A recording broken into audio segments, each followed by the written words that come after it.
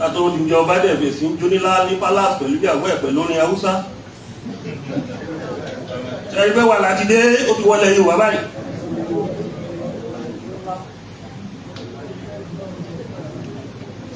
Tó bẹ̀rẹ̀ sí ń jó láì jẹ́ kó lọ sí ìlú wọn tó lọ sí pátí.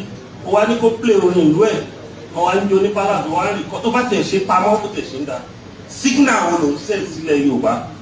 Ó ti sẹ́ẹ̀lì wa nìyẹn. Láwọn ṣẹlẹ̀ ni. Àwọn Redeemu náà já o, wọ́n folókun ń kan o.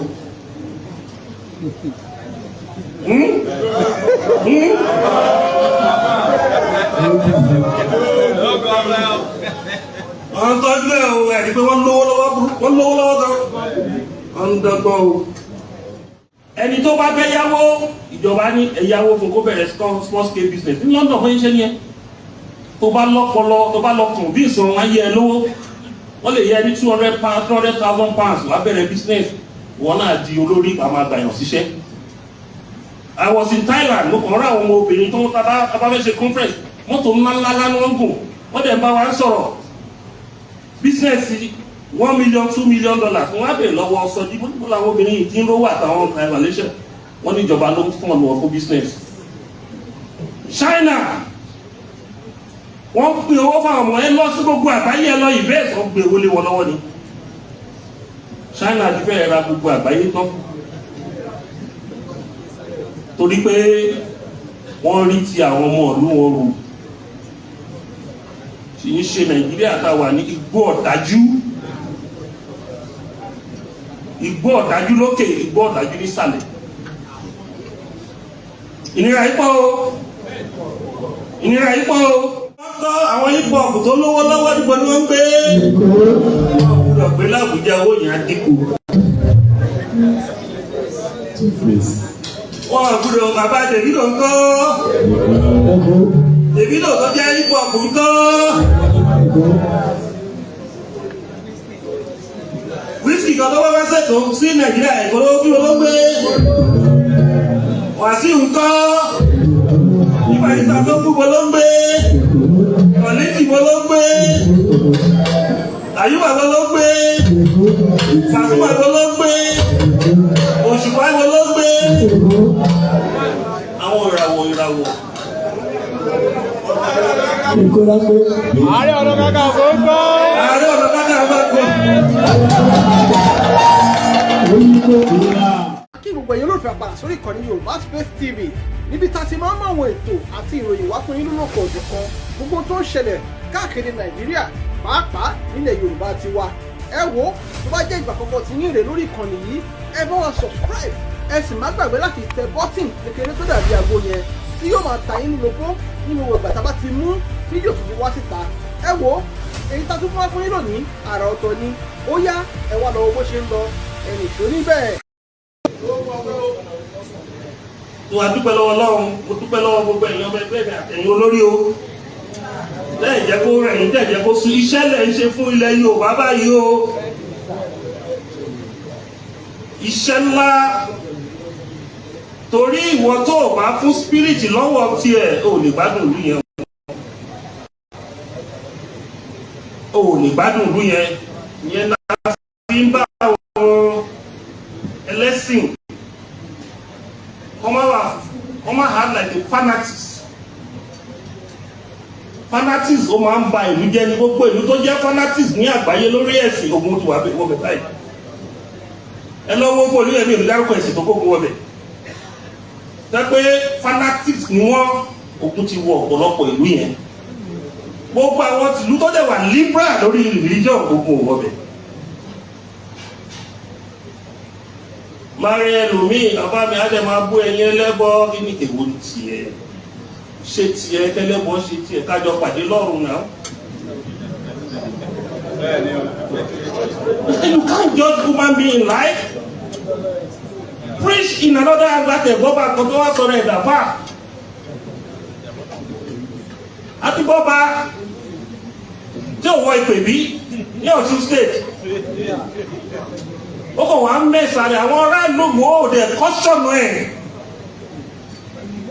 Ó dárúkọ bá o.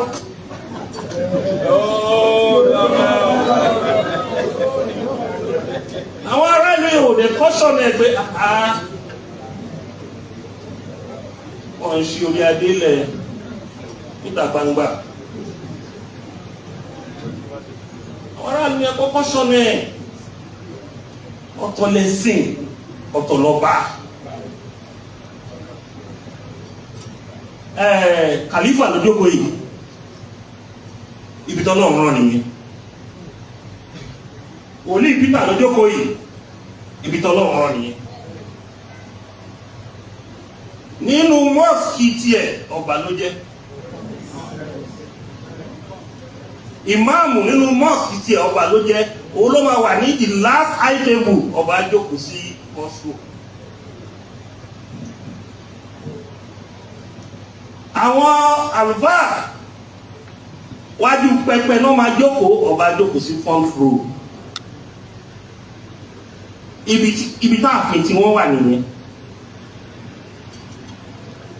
Ṣọ́ọ̀ṣì tí pásítọ̀ bá jẹ́ olórí, òun ni ààfin tí ẹ̀wọ̀n lọ bá bẹ̀. Mọ́ọ̀sì tí ìmáàmù bá wà, òun lààfin tí ẹ̀wọ̀n lọ bá bẹ̀. Tí wọ́n àfáà àti pásítọ̀ náà bá dé orí ìtẹ́ ẹ̀, òun lààfin tí ẹ̀wọ̀n lọ bá ìlú. Wáyìí, mo jẹ́ rọ́bà kan lẹ́kìtì, mo ní èrò tí lélẹ̀ báyìí wọ̀ náà. Kí ló dé tó fi wá jọba, tó fi lọ jẹ́ ìmáàmù àbí pásítọ̀? Olúkálukú láyé tiẹ̀, kàdárà olúkálukú ọ̀tọ̀ọ̀tọ̀. Mo bẹ̀yìn orí adé, mo bẹ̀yìn ọba, ẹ lọ ṣọ́ọ̀ṣì, ẹ lọ sí Ọlọ́run, ẹ lọ sí mọ́ọ̀sì, ẹ lọ sí Ọlọ́run. Ṣùgbọ́n ẹ má tẹ traditional religion or institution mọ́lẹ̀ torí pé ẹ fẹ́ jẹ́ ọ̀rẹ́ pastor àbí ọ̀rẹ́ àwọn muslim. Ibi tí mo ń sọ̀rọ̀ ẹ̀ muslim ni mí. Wọ́n lè bẹ̀rẹ̀ orí ẹ, mo rí pé orin christian nìkan ní Odò Àbà, mo ní ẹgbẹ́ fún muslim. Orin christian ní Odò Àbà nǹkan mo ní ẹgbẹ́ fún muslim, ẹ balance ẹ̀. Màtọ́kọ muslim náà ẹ̀kọ́ ti Yorùbá, you have to balance it. Tí a bá fẹ́ ní ìfọ̀kànbalẹ̀, tá a bá fẹ́ kí ìlú wa di ìlú Boko Haram, tó mo realize pé àwọn kan fẹ́ máa fi religion hit politics ilẹ̀ Yorùbá. Àwọn Yorùbá náà ti wọ́n attack wrongly, kò yẹ kán attack wrongly, kò yẹ kẹ́nìkan bú Ànábì Muhammad. A gbọ́dọ̀ ṣe báwọn ṣe fún tìbílẹ̀. Ẹ jẹ́ ká balance ẹ̀, jẹ́ kí a wà mature, ká má dájẹ́ sílẹ̀ Yorùbá. Ó yẹ ká nìkan bú Jésù, ẹni tó bá wá bú Ọ̀rúnmìlà, ẹ̀yin ẹ bá kòwó. Ẹ̀yin ẹ ṣe bí landlord tó gba oríṣiríṣi ẹ̀sìn sílé. Ẹ jẹ́ káwọn ayálégbé tó bá fẹ́ sọ̀kò kẹta kò padà fún wọn. Ẹ má jẹ́ a dá ogun ẹ̀sìn lẹ̀ sí ilẹ̀ Yorùbá.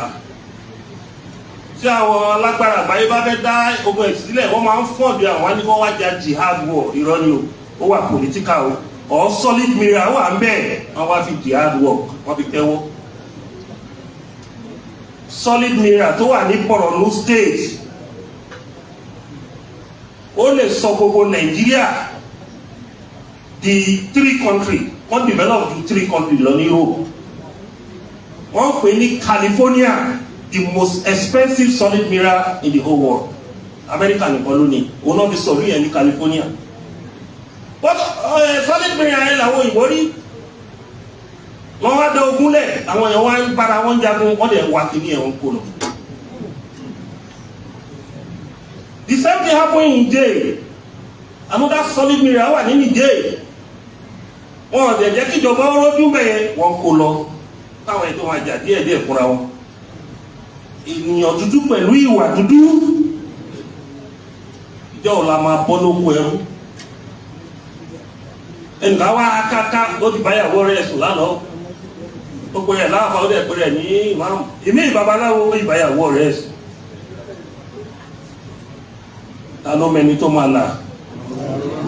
Màá ló mẹni tó máa là.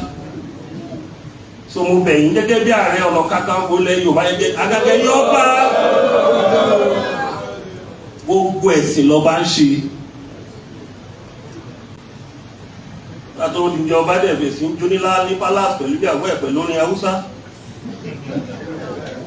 ẹgbẹ́ wà láti dé ó ti wọlé Yorùbá báyìí.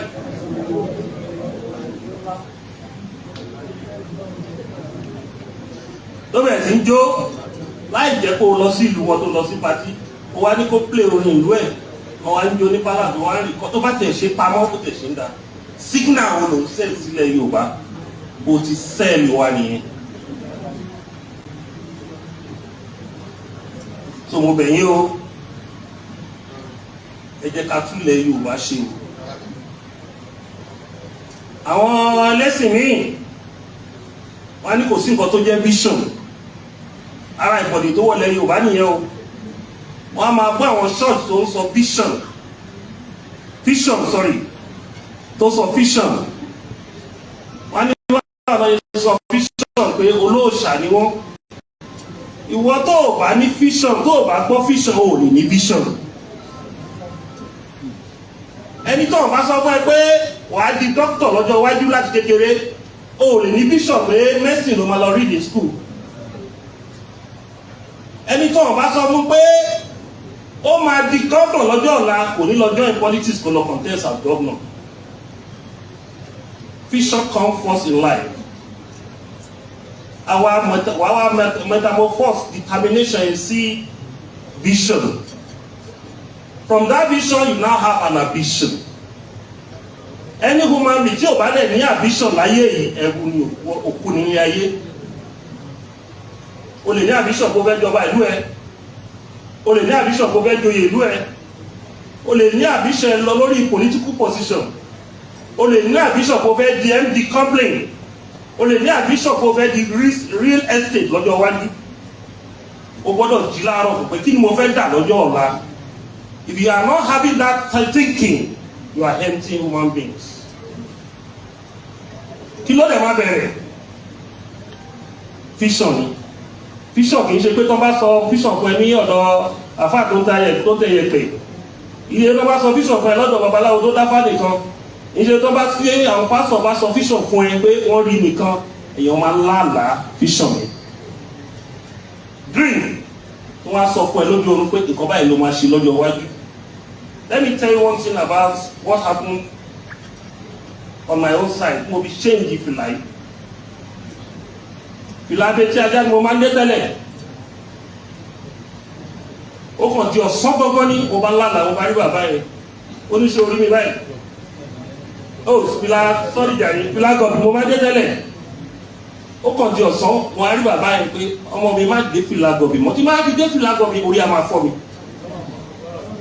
Tí má ti gbé sórí báyìí within ẹni tó bá notice nígbà yẹn máa ń yọ fìlà kúrò lórí. Bàbá yẹn wà ní abúlé àdógbà yìí ó sùn lọ́sàn-án gan ó pọ̀ bá ní nígbà yìí wo fìlà orí mi irú ẹ̀ ní kó máa dé láti ní lọ. Ìyẹn fìlà abetí ajá ó ní fìlà gọ̀bì tó máa ń dé yẹn kò bá ẹlẹ́dẹ̀ ẹ̀ mọ̀. Bẹ́ẹ̀ láṣọ kúkú dání tí mo wọ̀ vision ló wáyé tí mo fi ń wọ̀ mo dẹ̀ ní kọ̀kànbalẹ̀ nígbà tí mo bẹ̀rẹ̀. Fún wòlíì tó bá ń kú visionist criminal ni. Òun gan ní inú òkùnkùn kò fẹ́ káwọn èèyàn rí mọ́lẹ̀. Torí tó bá fún ẹ ní vision ò lè rí mọ́lẹ̀ ò lè mọ ibi tí mọ́lẹ̀ wà. Ó dàbí ẹni tó ń gbàdúrà ní òkùnkùn. Tí kò rẹni tó sọ fún ẹ pé ẹlẹ́dẹ̀ ò jẹ́ kádúrà yìí gbà o. Gbogbo ọkọ̀ tó ń ṣe ẹlẹ́dẹ̀ ní kò lọ fún nìkan kó jẹ́ kádúrà yẹn wọlé àṣẹ. If you don't have that vision, you won't have direction. Ìdí nìyẹn ẹ má máa bú àwọn tó bá ń lo ẹ̀mí. Ẹ má bú kérúbù, ẹ má bẹ sírafù, ẹ má bú àwọn pásọ̀ tó máa ń ríran. Ẹ má dẹ̀ bú àwọn onímùsùlùmí tó máa gbọ́ ẹni tó ń tẹ̀yẹ pẹ̀. Mo ìgbọ́ tí àfáà kan sọ pé ìmú ìfá gan àwọn tí ń tẹ̀yẹ pẹ̀ láti Saudi Arabia kẹ́ tó máa dáfà tí odù ló dẹ̀ wá di yẹpẹ̀. But àwọn Muslim kan tó jẹ́ new generations wọ́n ti ṣe ń condemn ẹ̀. Ṣé fẹ́ fi gbogbo Yorùbá sínú òkùnkùn ayé ni? Àwọn Fúlàní dẹ̀ rí wọ́n lo yẹ̀pẹ̀, wọ́n lo tẹ̀sùbá, wọ́n lo Quran tó fi wádìí nǹkan. Nǹkan tó máa ṣẹlẹ̀ in the next 15 years wọ́n ti mọ̀ wọ́n ti ń prepare fún. ẹ̀yin dúró ẹ̀yin àwọn professor yín kàn sọ grammar kiri o clear kan nú ẹ̀mí o wà fọpọ̀ lọ́rùn àti ṣiṣẹ́ máa ṣòro so gbogbo nǹkan bẹ́yẹn ni a gbọ́dọ̀ dì mú nílẹ̀ Yorùbá tó wáyé pé a ti ń wádìí nǹkan dáadáa ìlú òní bàjẹ́ báyìí afẹ́rẹ́ àpò rice lé ní 112,000 naira 112,000 naira is bag of rice lé ní ara sí ilé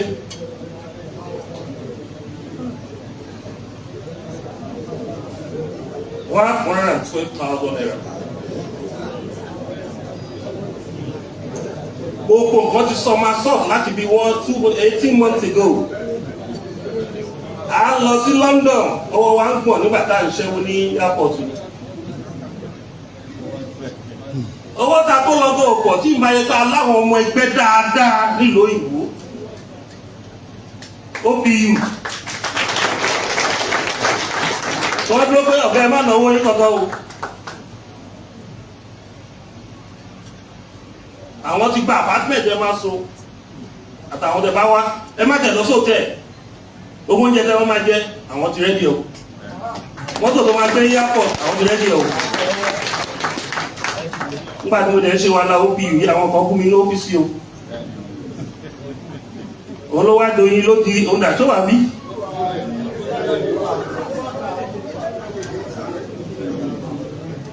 ẹ̀rí nǹkan tó ń gbé ṣe ní Malaysia níjọ́ Sunday àṣẹlẹ̀ làbọ̀ wá bá gbogbo ẹ̀ tó dúró báyìí ebi èpè ebi ti pọ̀ jù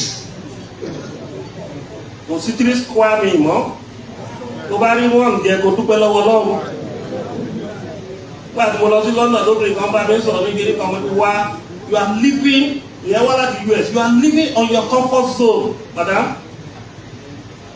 tó bá kó $2,000 ní Nàìjíríà sí 3.4 million ló máa ṣe 3.4 million ọ̀sẹ̀ méjì ó sì lè ná kó tó padà sí Amẹ́ríkà tẹ́ bá kó £2,000 lọ láti London almost 4.5 million kí ló fẹ́ fi ṣe kí ló fẹ́ náà àbí tó bá ń kọ́lé kó tẹ̀ wá jẹ́ kó ní fámìlì ẹ̀ nílé ń bí yóò tẹ̀ nílé apartment ló fẹ́ gbà less than 100,000 àfi tó bá fẹ́ lo high class bí o fẹ́ lọ sùn sí Èkó hotel àbí Ìkòyí bó ṣe ń ní wá lára kò ní lára lọ́rùn yẹn mọ́ o ẹ̀yin sọ̀rọ̀ fún àwọn àti dídì gbòrígì ńlé alára ló mọ̀ bí dára ti ń ta o ẹ̀yìn wọ́n tẹ̀sọ́ mi ó dàbí pé ní àwọn kan ń dùn bí owó wa ṣe ń lose value ni mo ní kò rí bẹ́ẹ̀ mo ní kò yé wọn torí wọn pé bí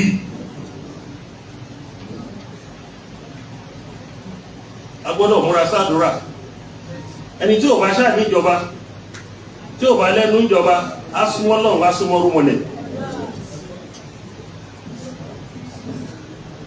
ìjọba náà dẹ̀ rí ọ̀jẹ̀lú ló wà ńbẹ̀ kò sóṣèlú mọ́ torí ìjọba tí ò bá ti fúnyàn ní free education ìjọba tí ò bá ti fúnyàn ní free health ìjọba tí ò bá ti believe ní social security ọ̀jẹ̀lú ni kì í ṣe òṣèlú òṣèlú ló wá ṣe ìlú ó wá tu ìlú lára ni at least from primary school to secondary school free education ló yẹ kó jẹ́ tó bá wá lówó o lè rán ọmọ yẹn lọ sí yunifásitì àbí ká ẹ fún ní lóòrùn ó san tó bá ríṣẹ́ ó san padà ẹni tó bá fẹ́ yáwó ìjọba ní ẹ̀yáwó fún kó bẹ̀rẹ̀ small scale business ní London fún iṣẹ́ yẹn tó bá lọ́pọlọ tó bá lọ́kùn bí ìsan ayé ẹ lówó wọ́n lè yẹ ní £200,000 wá bẹ̀rẹ̀ business wọ́n náà di olórí àmà àgbàyàn síṣẹ́. I was in Thailand mo kàn rán àwọn ọmọ obìnrin tó ń tábà fẹ́ ṣe conference mọ́tò ńláńlá ní wọ́n gùn wọ́n dẹ̀ ń bá wa sọ̀rọ̀ business $1 million $2 million wọ́n á bẹ̀rẹ̀ lọ́wọ́ sọ́jí bó làwọn obìnrin yìí ti ń rówó àtàwọn Malaysia wọ́n ní ìjọba ló ń fún ọ̀nà fún business. China wọ́n pín owó fún àwọn ẹ lọ sí gbogbo àgbáyé ẹ lọ invest wọ́n gbé owó lé wọn lọ́wọ́ ni China ti fẹ́ ra gbogbo àgbáyé tán torí pé wọ́n rí ti àwọn ọmọ ìlú wọn rò sì ń ṣe Nàìjíríà tá a wà ní igbó ọ̀dájú lókè, igbó ọ̀dájú nísàlẹ̀. Ìnira yìí pọ̀ o, ìnira yìí pọ̀ o, ìnira yìí pọ̀ o, ẹ̀tọ́ ọ̀rọ̀ mọ́ o.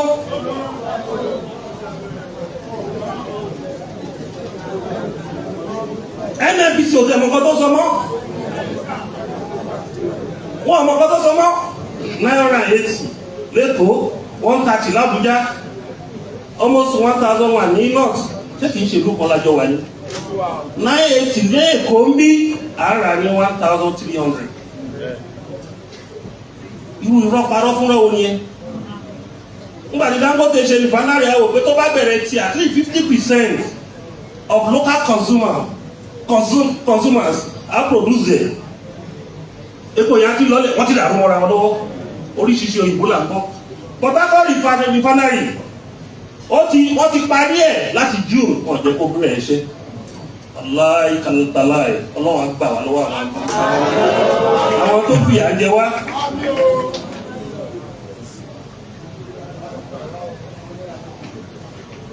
Àti wá kíláàbù wá ṣòro, ìpèdè ń dúpẹ́ ẹ wá afẹ́rí yìí.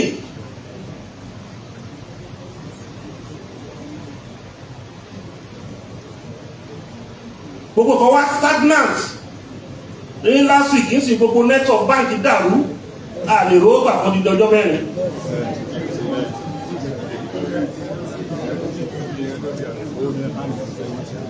Ojoojúmọ́ tí national bank bá ṣiṣẹ́ fún 2 weeks àti jábọ́.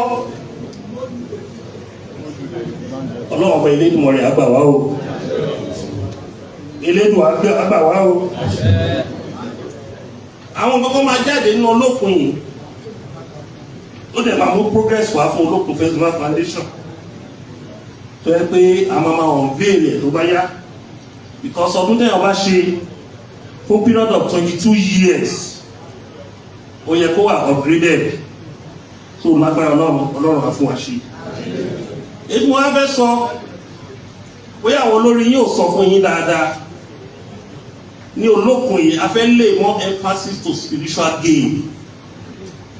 I realize pé àwọn ọmọ wa wọ́n ti sọdún yìí di tourist. Wọ́n ti sọ̀rọ̀ àwọn di mo wá lásán, Ọlọ́run má jẹ́ kẹ́ ẹ̀ wá lásán. Wọ́n bá wá ní ẹlòmíì bá gbé lágo 12 òru, tó bá dago 10 àgọ́ 9 á ti sá padà sí ibi. Kí ló wá ṣe? Ó dàbí nígbà táwọn à ń ṣọ́ọ̀ṣì ni. Wọn ò tí ì ṣoore ọ̀fẹ́, ó sá lọ, kò rérè ìgbàanú sí. Ó ṣe calculate ara ẹ̀. Ojú òwú ló máa gba mọ́tò yẹn ló máa dé lóòrù, kò kú ṣe 1 day, kò gba 1 day. Wọ́n wá dé tán, táwọn agbọ́n bá ń bọ̀ wá sí event, adẹ̀márí mọ́tò fò, ọ̀tọ̀ bá máa fi dé ibi tá a fẹ́ ṣe olókun. Àwọn tó máa kú bẹ̀, wọ́n ní ju 20%. Tá bá wá lóòrù gbogbo bẹ̀ yá fún wọ́n, ò ní níbi tẹ́sẹ̀ sí. Kí ló wá ṣe? Kí ló wá ṣe? Ẹni tó fẹ́ pínre, àwọn orúmọlẹ̀ tó fẹ́ pínre, nígbà tó bá parí náà máa pínre náà máa fún ọ. O dúró parí ẹ, o kàn wọ mọ́tò lásán, ayé ráìsì rírà ò lè yọmọ́. Ẹni tó bá dùn ráìsì wá síbẹ̀ tí ò wá sọ́dún bá ṣẹ̀wọ̀n. Gbogbo ẹnìkan ò lè borúkọ ẹnìkan jẹ́. Ìgbà táwọn máa ń sọ pé ta máa ń wò pé ẹ má fi àjẹ́ ó ti kọjá o. Tó bá ní ọmọ tó bá discipline á borúkọ ẹ̀jẹ̀ á bọjọ́ iwájú rẹ̀ jẹ́. Wọ́n ní tọ́ ọmọ rẹ̀ lè kò ní ìsinmi. Ìwọ̀n tó bá wá sọ́dún olóko, special announcement lélẹ́yìí. 4:30 ló gbọ́dọ̀ kó bẹ̀. Èyí tó gbà lóhùn yẹn, wọ́n ti pèrè èèyàn, wọ́n lọ fi sínú, wọ́n lọ register sínú system ní o. 4:30 ló wá kórè gbogbo yín fún yín. Tó bá wù ẹ́ kó gbé Fanta wá. Lórí àti sọ wípé Fanta ẹ fẹ́ fà ẹ ti ń pariwo ẹwọ̀n pé yẹn ṣìp. Pé Fanta ní kólúkálukú wá fi bẹ olókun lọ́dún yìí. Fanta kẹ́yìn náà fẹ́ ra yẹn ẹmọye màlúù tá a máa fi bá kẹ̀ dádúrà yẹn fi gbà. ojú yìí láti máa pàmẹ́ tá a máa fi ṣe ìrúbọ tí gbogbo nǹkan tẹ́ máa gbà tẹ́ máa bèrè yẹn tá fi tètè wọlé àṣẹ àbẹ̀rẹ̀ pé fátà àdúgbò lẹ́fẹ́ fi gbádùn. akọ̀fí fátà ẹ̀ ṣe àròkò kó ṣàdúrà sí nílẹ̀ kó dà sínú òògùn kó ló tún gbé prayer ẹ̀ lọ ni. ó ní màálù méjì la máa fi pàdé gbogbo nǹkan tó bá bèrè. àwọn ò ń ṣe abiyamọ tí òun fẹ́ kọ́mọ ẹ̀ ṣoríire ṣùgbọ́n kọ́mọ dúró kókó ríire o ẹlẹ́dẹ̀ ẹ̀ máa tako ire torí ọ̀pọ̀lọpọ̀ yín ẹ̀ ti sá lọ ọ̀pọ̀lọpọ̀ yín jẹ́ fẹ̀ǹdẹ̀ máa lọ gbé lọ sóòtẹ́ ẹ̀ tẹ̀lé dúró ṣe program ẹ̀rí tó bá àwọn Christian àti Muslim bá lọ sí òkun wọ́n á jókòó síwájú ẹ̀ wọ́n á fi tent sí wọ́n á sùn sílẹ̀ ẹlẹ̀ wọ́n á farabalẹ̀ gbárí àwọn Christian máa ń kọrin pé gbárígbárí wọn ò ní gbárí wọn mi lọ́wọ́. Gbárígbárí wọn ò ní gbárí.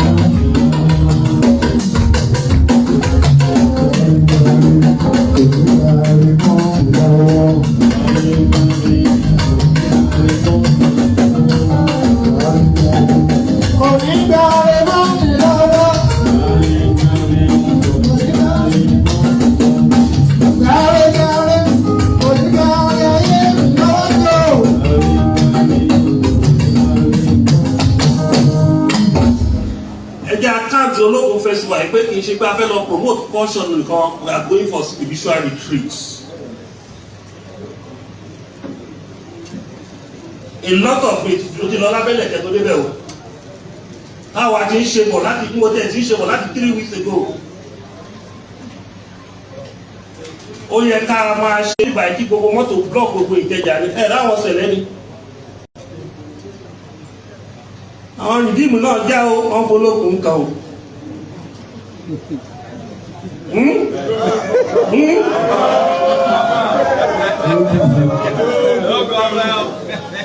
Wọ́n tọ́jú ẹ̀ o ẹ̀rí pé wọ́n lówó lọ́wọ́ kan wọ́n ń dọ́gbọ́n o. Ẹ̀rí Sẹ̀lẹ̀ ni ẹ̀rí àwọn kérúbù tó dá ọ̀tọ̀ ní kó ṣẹ̀sìn ọ̀tọ̀ ní kó dá.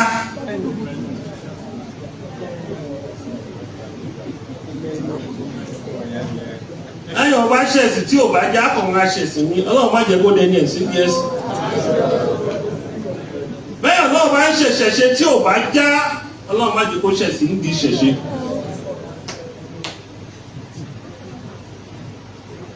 Ọlọ́run ni máa wà síwájú mi lọ́wọ́ ìlọ́wọ́ òfo. So 2 things ni we are going for cultural promotion and spiritual retreat. Ìdító kí a máa ń kọrin kan ní Christian wọ́n ní mi ò fẹ́ bàbá mi ò fẹ́ mi ò fẹ́ bàbá mi ò fẹ́ ọ̀rẹ́ mi ò sí lọ́la mi ò fẹ́ mi ò fẹ́ bàbá mi ò fẹ́ mi ò fẹ́ o mi ò fẹ́ bàbá mi ò fẹ́. Ọlọ́run mi ọ̀rẹ́ mi ò sí lọ́la mi ò fẹ́ bóyá mi ò fẹ́ bàbá mi ò fẹ́ mi ò fẹ́ bàbá mi ò fẹ́.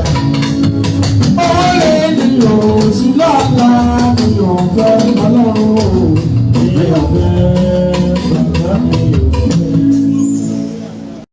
Ibi tẹ́ ti máa fúnra ní wípé ẹ wo gbogbo olówó ilẹ̀ Yorùbá ìkúná ti máa ń jáde.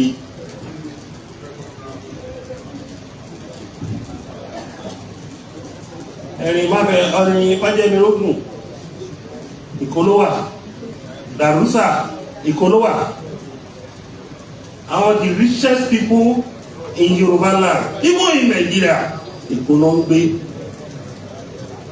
Dangote ní ilé lẹ́kọ̀ọ́ kò lé emphasis sí Àbújá.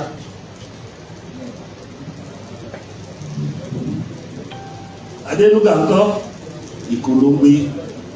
Ọ̀tẹ́dọ́lá ń kọ́ Èkó ló ń gbé. Ọba Ọ̀túndẹ̀tọ̀ ń kọ́ Èkó ló ń gbé. Ẹ bá fẹ́ rí olówó oníṣòwò gidi tí ò lọ kówó ìjọba níbẹ̀ o. àwọn olówó tó kówó ìjọba jọ ló ń gbé l'Àbújá, àwọn tó ṣiṣẹ́ owó wọn ajé tí ò ní kọmá tí ò ní kọmití Èkó ló ń gbé. Mi ò fẹ́ bàbá mi ò fẹ́ mi ò fẹ́ bàbá mi ò fẹ́ ọ̀rẹ́ mi ò sí lọ́la mi ò fẹ́ mi ò fẹ́ o mi ò fẹ́ bàbá mi ò fẹ́ mi ò fẹ́ bàbá mi ò fẹ́ olóyè mi. bàbá Ìjẹ̀bú kọ́ ẹni jẹ́sà kọ́ ọkọ̀yàtọ̀ mọ̀ sí kọ́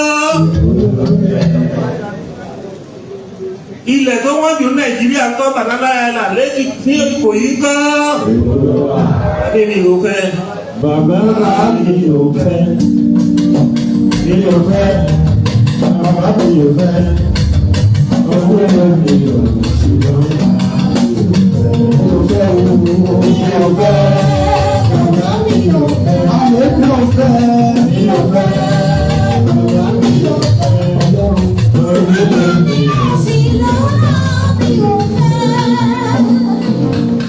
Àwọn olórin wọn kọ́ àwọn hip hop tó lówó lọ́wọ́ níbo ni wọ́n ń gbé. Wọ́n gbé l'Àbújá owó yẹn á dínkù. Wọ́n gbúdọ̀ bàbá Davido ń kọ́. Davido tó jẹ́ hip hop ń kọ́. Wíṣkì kan tó wá wá sẹ́tò sí Nàìjíríà Èkó ló kí ló gbé. Wàsíù ń kọ́. Nípa ìsà tó kú bọ́ ló ń gbé. Kọ̀lẹ́tì bọ́ ló ń gbé. Àyùbá bọ́ ló ń gbé. Fàtúmà bọ́ ló ń gbé. Òṣùpá bọ́ ló ń gbé. Àwọn ìràwọ̀. Ààrẹ Ọ̀nà Kakanfò ń gbọ́. Ààrẹ Ọ̀nà Kakanfò ń gbọ́.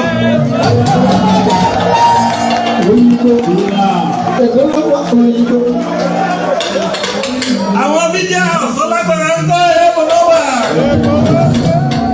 Àwọn mídíà tẹlifíṣọ̀n àní mi ò fẹ́. Bàbá mi ò fẹ́ mi ò fẹ́ bàbá mi ò fẹ́ ọ̀rẹ́ mi ò sí lọ́la mi ò fẹ́ mi ò fẹ́ mi ò fẹ́ bàbá mi ò fẹ́ láyé mi ò mi ò fẹ́ láyé bàbá mi ò fẹ́ ọ̀rẹ́ mi ò sí lọ́la mi ò fẹ́. Bẹ́ẹ̀ mọ̀ wípé ìgbà kan wà tí President Ọbásanjọ́ sì sí owó local government Èkó fún 3-4 years. Èkó dẹ̀ lọ ń ṣèjọba láì gba local government wọ́n dẹ̀ survive. Okay. So ẹ̀ta àbùtí yín o ẹ̀ta àpàmọ́ntì ti yín o ẹ̀ orílẹ̀-èdè media message tí wọ́n ní. Eléyìí yàtọ̀ sí ẹ̀sìn. You can be a Christian and Muslim. Tó bá débẹ̀ kó pray in Christian language, Christian religion. Tó bá débẹ̀ kó pray in Muslim religion. Tó bá débẹ̀ kó pray wá jẹ́ ti ìbílẹ̀ ni ẹ kó pray. Kò sí èdè tọ́lọ́run gbọ́. Religion tó wà lágbàáyé is more than 1 million. Ẹnìkan má tán láwọn jẹ́ wọ́n bá ń tàwọn local bíbà yìí wọ́n ò lè tàn wá. Travelers àwa àti dé different countries lẹ́pẹ́ liberalism of religion kò náà fi lóko. So mo bẹ̀ yín mo rọ̀ yín ẹ jẹ́ a lọ tap anointing wa. Ẹ má wá jẹ́ àwọn di OPC lẹ́pẹ́ councillor a máa control ní local government. Nígbà tí ò bá lówó lọ́wọ́ bá ní councillor máa pàṣẹ fún local government coordinator wa. Àwọn ni honorable nígbà tí ò rí ṣe. Tó bá ní owó lọ́wọ́ wà ní charisma, wà ní pride, wà ní principle, bẹ́ẹ̀ wà lọ́wọ́ lọ́wọ́ àdìdàkudà. Lóòótọ́ ṣàṣà ní human being tí ò ní price, but àwọn kan ṣì wà tí wọ́n ní price. They are living with conscience, they are sleeping with conscience. They think with conscience.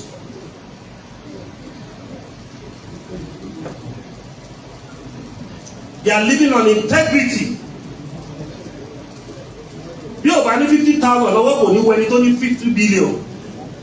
Bí o bá sílẹ̀ ní àwà lọ́la. Ṣùgbọ́n tó bá ti tààrẹ torí pé olówó lọ́wọ́ wà ṣẹ̀rú kú ni. Àwọn tó ti wà láàrin wa tó ti rà ń kọ́ wọn ti dológo àná. Wọ́n sọ fún yàn ògbó tọ́lọ́run fún ẹ Odùduwà náà ní kó fún ẹnu ẹgbẹ́ yìí nígbà tó bá ti kúrò tó ní ó dalẹ̀ tọ́ra ẹ̀ ṣòkòtò pépé ló máa wọ̀ láàrin oṣù mẹ́fà. Kì í ṣe pé ṣòkòtò pépé ló máa wọ̀ lójú ayé inú ẹ̀mí ni wọ́n ti wọ̀ fún ẹ.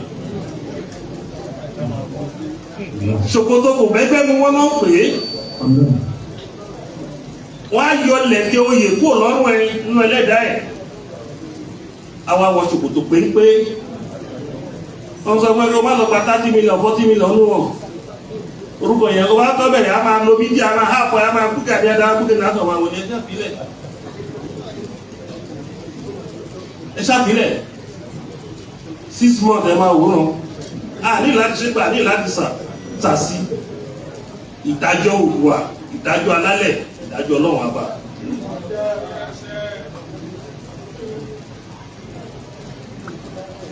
Gentlemen of the press,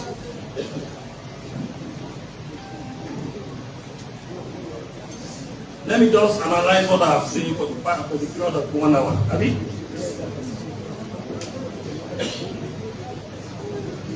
We are trying to advise our people not to believe in religion fanaticism. That modernism or religion can bring developed countries. Most of the Western wars, talking of Europe, US, UK, Canada, Ireland, Australia,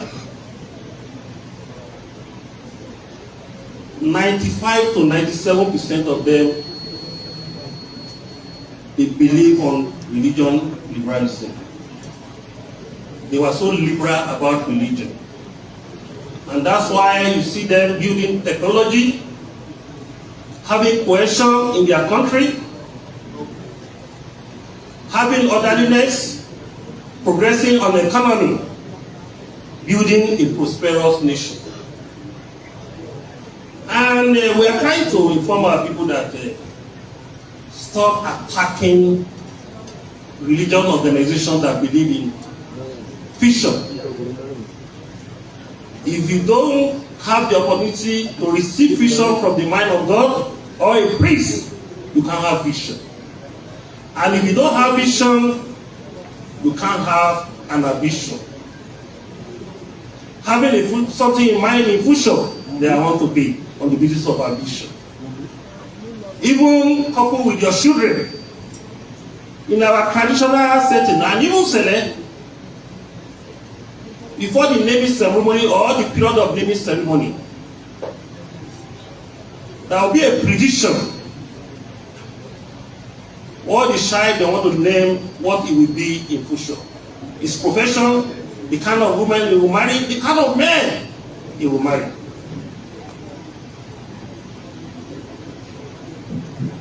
They will give him roadmap on the basis of vision. And the parents will write it down and will follow it. So the child that was given an information of how he will run his life or her life will not have problem in the world. So we should stop condemning fiction. Àti Muslim o, àti Christian o, àti alábàáláyé o, a lọ ṣàdúrà ní wájú olókun àtọlọ́sà.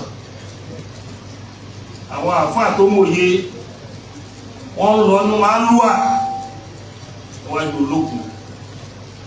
Àwọn wòlíì lẹ́gbẹ̀ẹ́ kí nǹkan ṣe pray and go, wọ́n lo oṣù kan níwájú olókun láti bẹ Ọlọ́run. Àwọn àgbà awo wọn lọ ń bọ òdodo tí ò ń ṣe ẹbọ òṣìkà wọn lọ ń wọlé wájú olókun. Ẹbọ rírú iná àdúrà ni. ẹbọ rírú yìí àdúrà náà ni torí ò bá believe wípé tó bá fẹ́ gbàdúrà fi ìpèsè sí lọ sí ọ̀run, pé tí o bá fi ìpèsè fi sí lọ sọ́run àdúrà yà tètè gbà. Ó rọrùn fún ẹni tó gbọ́ Ifá kó máa fi odù Ifá ṣe àdúrà, kó máa fi gbàdúrà, kó máa mú odù yẹn, ó lè fi odù mẹ́rìnlélógún fi ṣàdúrà fún yàn, ìsúre nìyẹn. Ṣùgbọ́n táyọ̀ bá fẹ́ kádùrà ẹ gbà dáadáa, tí o bá wàá wá nǹkan tí irúmọlẹ̀ tó máa gbé àdúrà yẹn lọ sọ́run wàá wá fún, ó jẹ́ àgbò ni, ó jẹ́ màálù ni, ó jẹ́ ewúrẹ́ ni, tó bá wá gbàdúrà yẹn tán wàá wá ta ẹ̀jẹ̀ sílẹ̀ bí bàbá wa Abraham ó ṣe tẹ ẹ̀jẹ̀ àgbò sílẹ̀ tí gbogbo wa ń ṣe ní Mẹ́kà lẹ́ni. Wàá tẹ ẹ̀jẹ̀ yẹn sílẹ̀ kí ẹ̀jẹ̀ yẹn, ẹ̀mí ẹ̀jẹ̀ yẹn lá máa tètè gbé àdúrà yẹn lọ sókè tá àdúrà yẹn ò ní fi kíw. Ó yóò bá kàn gbàdúrà ní tó fi bẹ̀rẹ̀ fún tó tẹ̀jẹ̀ àgbólẹ̀ ẹ̀jẹ̀ ẹran kìí ṣẹ̀jẹ̀ yan ó, àdúrà yẹn máa lọ kíw sí ẹ̀yìn more than 30 million prayers, even billions. A máa wá súnkẹrẹ pàkẹrẹ, ó dàbí ìgbà ó fẹ́ lọ síbì kan ó bribe security yẹn ò ní gbé ẹ̀fọ́ síwájú, normal go slow ló máa rìn. Ibi tí ẹ kó lo 20 minutes níbẹ̀ ẹni ẹ lè lo 8 hours. Ìdí nìyẹn tẹ́ pé Yorùbá way of communication ni pé irúmọlẹ̀ làwọn máa fi ń communicate pẹ̀lú Ọlọ́run. Wọ́n dẹ̀ fún Ọlọ́run náà ní nǹkan direct. Wọ́n ní ẹ jẹ́ ká fún òrìṣà òkè ní àgbò kábúra wa tètè gbà. Ó ní Yorùbá ń pè ní òrìṣà òkè. Ọlọ́run ni Yorùbá ń pè ní Elédùà. Ọlọ́run ni Yorùbá ń pè ní Elédùmarè, Olódùmarè. Ọlọ́run ni Yorùbá ń pè ní Èdùà. Ní èdè ìlú wa a ní òrìṣà gbòòrò ní native language Arigidi. Ẹ wá wo pé bólúkálùkù ṣe tiẹ̀ lọ́yọ̀ àwọn àfáà ló wà mí o. Tí àwọn Muslim bá máa bẹ̀rẹ̀ wọ́n á jókòó àdúrà, wọ́n á sọ àṣírí jáde nínú Al-Quran, wọ́n wá pàtó bá ṣe tán wọ́n á ní nǹkan táwọn ti sàmì báyìí, táwọn ti kà mí báyìí, tó bá fẹ́ kéde wa máa gbẹ táwọn ara gbó, torí ẹ̀jẹ̀ ara wa láfẹ́ máa gbé àdúrà ẹ̀ lọ sókè. Wọ́n bá wá ara àpò kan sáré pa ó lè gbé àdúrà ẹ̀ sókè kára wá lè tutù. Ìmí òun ṣe bí àjẹ́ ara ẹ̀ máa gbàtí má àdúrà ẹ̀ máa slow tẹ́ ẹ̀ bá fi sàárà tì í, sàárà wá kóríṣiríṣi. Ìmí òun ṣe pé káwọn pẹ̀ hàn, ìmí àkàrà, ìmí nǹkan jíjẹ, àwọn míì máa ṣe ìpèsè, wọ́n máa fún àwọn oníbàárà lóúnjẹ kí àdúrà yẹn lè lọ. Lílànà Kírísítẹ́nì tó tó di pé wọ́n ń dàrú láṣẹ bá láyé ni pé tí àwọn òye wọ́n rí iwájú nínú àwọn wòlíì wọ́n ní lọ ṣèpèsè káyé ẹ lè dá o. Ìpèsè ni pé kó ra ẹran, kó ṣàdúrà sí, kó pa á, wọ́n wá sí i, kó fi kó àwọn èèyàn lẹ́nu jọ àbí kó lọ fún níbàárà. Gbogbo nǹkan kọ́lẹ̀ yọ lè máa gbà lọ́wọ́ Elédùmarè ní ọ̀fẹ́ lófò. Ìwọ̀nba lórí ọ̀fẹ́ mọ́ torí ọ̀fẹ́ kìíní wárí kejì kẹta tó fi sàárà kún wàá di aláṣejù níwájú Ọlọ́run. Wàá di aláṣejù níwájú Ọlọ́run. Nínú sàárà ni pé kò fún yàn lówó ọwọ́ kò láwọ́. Oríṣiríṣi ọ̀nà ni. Tó bá jẹ́ ni tó bá ń ṣe àánú fáwọn èèyàn, tó bá ń fún yàn lówó, sàárà lówó tó ń fún àwọn èèyàn níwájú Ọlọ́run, àdúrà àmàgbà. Nínú sàárà náà ni pé kó ràn yàn lọ́wọ́ tó ń ṣe ọ̀dájú ènìyàn. Ìlà wa ń ṣe ọdún ẹ̀ lénìí, ọdún ọba omi àti ọdún igbákejì ọba omi. Báyà ni ẹ̀rí tó ti ní wọ́n ṣe ọdún olókun níyẹ̀yẹ̀. 3 cardinal spirit ló jẹ́ important nation ní gbogbo àgbáyé. 4 cardinal spirit àwọn ní important nation ní gbogbo àgbáyé. omi, afẹ́fẹ́, ìmọ́lẹ̀ àti ilẹ̀. Nǹkan mẹ́rin yìí tí kan bá sọnù láwùjọ wàhálà bẹ̀rẹ̀. Tí Ọlọ́run bá seize afẹ́fẹ́ nínú ìlú, àwọn èèyàn máa kú, àìsàn á máa ṣẹlẹ̀. Tí Ọlọ́run bá pa ìmọ́lẹ̀ ìlú, ẹ wo national grid wá ti fọ́ látàná. National grid Nigeria fọ́ ní kan bí 2 PM lánàá, ibi tán ti ń tọ́nà wa. Gbogbo èèyàn ló ti mọ̀mọ́ tán fail, tìjọba nìyẹn o, kà máa sọ̀tọ̀ lọ. Tọ́lọ̀ bá wá pa gbogbo náà tiẹ̀ tí òkùnkùn bírímù wọ̀lú, tó tí wá pa tìjọba, àwọn èèyàn máa kọlura mọ́tò, a máa gbára wọn mọ́tò nílé ìmọ̀. Ó bá rìn ìjọ tó bá kan náà, òun bá lágbádùn ẹ̀mọ́. Àwọn adigunjalè á wá wọ̀lú nítorí òkùnkùn bírímù ti wọnú ìlú. Èyí tó jẹ́ omi, ṣètà ló ti gbọ́ hurricane. Ibi tí hurricane bá ti ṣẹlẹ̀, ó ṣẹlẹ̀ ní Japan, life kan lose afẹ́ tó 600,000. Ìlú tó parẹ́ olóǹkà. Ìjà omi nìyẹn. Ìjà omi ti bẹ́ẹ̀ worse ju ìjà iná lọ. Ọlọ́run má jà rí ìjà omi. Tó ìjà omi bá ti fẹ́ jà tó bá bẹ̀ sí gbogbo kọ̀ǹgá tẹ́ nǹkan tó bá bẹ̀ sí ń gbẹ. Tí wọ́n rí bọ́ ò gbẹ́mọ́lẹ̀ wàhálà òbẹ̀lẹ̀. Ìjà omi nìyẹn. Ètò ṣe ìkẹrin ní afẹ́fẹ́. Afẹ́fẹ́, kò sẹ́ni tó máa ń gbàdúrà pé afẹ́fẹ́ tó máa fẹ́ afẹ́fẹ́ dáadáa ní kó máa fẹ́ síyàn. Tó bá fẹ́ òdì sí wàhálà bẹ̀rẹ̀. Nǹkan mẹ́rin tí Ọlọ́run fi ń control gbogbo àgbáyé nìyẹn: omi, ilẹ̀, afẹ́fẹ́ àti ìmọ́lẹ̀. Ilẹ̀, gbogbo nǹkan tá à ń jẹ inú ilẹ̀ ló ti ń gbìn jáde. Even most of the resources tá à ń lò, solid resources inú ilẹ̀ ló ti máa jáde. Epo ní àgbáyé, àwọn epo rọ̀bì tá à ń lò about 25% inú ilẹ̀ ní. Tó bá wá jáde nínú omi, inú ilẹ̀ náà ti máa kàn ní omi, á kọjá léyà omi, á wá jẹ́ ilẹ̀ tó wà ní omi náà ti máa wà.